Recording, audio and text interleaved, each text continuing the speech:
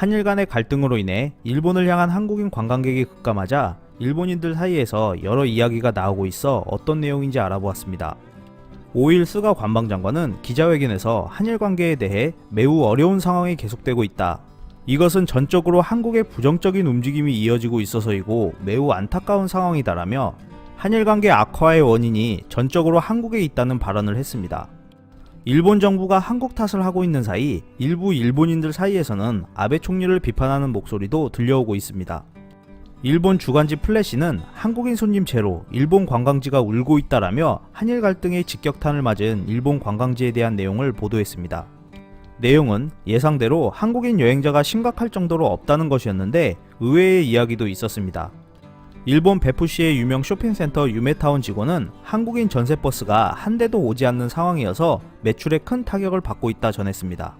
한국인이 넘쳐났던 베푸의 온천가는 한산했고 지역 상인들은 모두 울상이었습니다. 스시마시에서 50개 이상의 객실을 갖춘 호텔 관계자는 현재 한국인 손님은 제로입니다. 8월부터 한국에서의 예약 자체가 없어졌습니다 라고 했습니다. 이렇게 힘들다고 호소하는 와중에도 일본인들 사이에서 한 가지 특이한 점이 있었는데요. 코스메틱 직원의 말에 따르면 그것은 도시 전체에서 일본의 정치 이야기가 금기시되고 있다는 것이었습니다.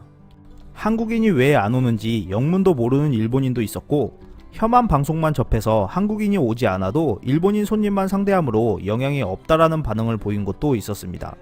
하지만 일부 상인들에선 아베 정권을 비판하는 목소리도 있었습니다. 베푸시에서 온천시설을 운영하는 상인은 아베 총리가 관광산업을 무너뜨리고 있다며 현 아베 정권을 비판했습니다. 대마도에선 이러한 어려운 상황을 극복할 타겟책도 상인들 사이에서 나왔다 합니다.